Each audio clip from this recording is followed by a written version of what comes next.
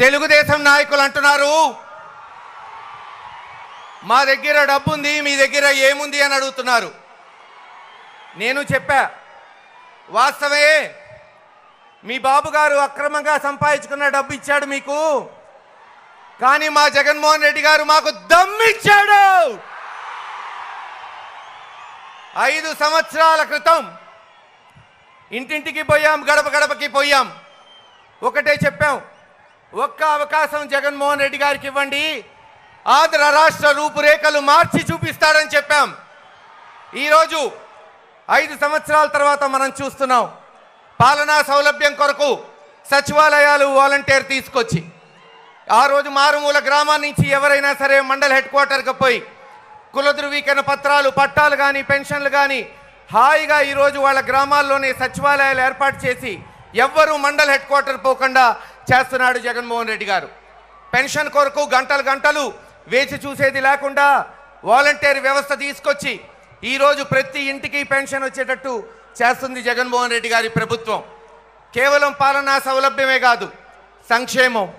ఈ రోజున నవరత్నాల ద్వారా దాదాపు 80% మంది ప్రజలకి 2 లక్షల కోట్లు, ప్రతి ఇంటికి 1 నుంచి 2 లక్షలు వచ్చేటట్టు ఈ 5 సంవత్సరాలలో వాళ్ళ కాళ్ళ మీద వాళ్ళ నిలబడేటట్టు చేయూత కానీ, ఆసరా కానీ, అమ్మఒడి కానీ, విద్యా దీవెన, వసతి దీవెన, ఆరోగ్యశ్రీ, రైతు భరోసా కింద కరోనా అనే మహమ్మారి యావత్ ప్రపంచాన్ని అతలాకుతలం చేసినా ఈరోజు ఆంధ్రప్రదేశ్లో పేదవాడు తన కాళ్ళ మీద నిలబడేటట్టు చేశాడు జగన్మోహన్ రెడ్డి గారు. అంతేకాదు, ఈ రోజున గురజాల నియోజకవర్గం తీసుకోండి, 1964 కోట్ల రూపాయలతో అనేక అభివృద్ధి కార్యక్రమాలు, జలదీక్ష పేరుతో 218 కోట్లతో పిడుగురాళ్ల, దాచేపల్లి, గురజాలతో సహా 57 గ్రామాలకి ఈరోజు నీళ్ళు ఇస్తున్నాం. త్వరలోనే టెండర్లు పూర్తవుతాయి. గురజాల, దాచేపల్లితో సహా మిగతా 40 గ్రామాలు ప్రతి వీధికి పైప్ లైన్ వేసి ప్రతి ఇంటికి కుళాయి బిగించి, నాడు నాగార్జున సాగర్ కట్టి కృష్ణమ్మ పరవళ్ళు తొక్కిన కాసు బ్రహ్మానందరెడ్డి మనవడిగా చెప్తున్నా, జగనన్న సైనికుడిగా చెప్తున్నా, ప్రతి ఇంటికి నీళ్ళు ఇస్తాం 1 సంవత్సరంలో. అలాగే కనీసం డిగ్రీ కాలేజు, మెడికల్ హాస్పిటల్ లేని గురజాల నియోజకవర్గంలో 500 కోట్లతో ఈ రోజున 600 పడకల hospital, medical college, nursing college తీసుకొచ్చాం. త్వరలోనే engineering college, agriculture college, degree college కూడా నెలకొల్పబోతున్నాం. జానపాడు బ్రిడ్జి శాంక్షన్ చేయించాం. Piduguralla bridge, Piduguralla bypass road పూర్తి చేశాం.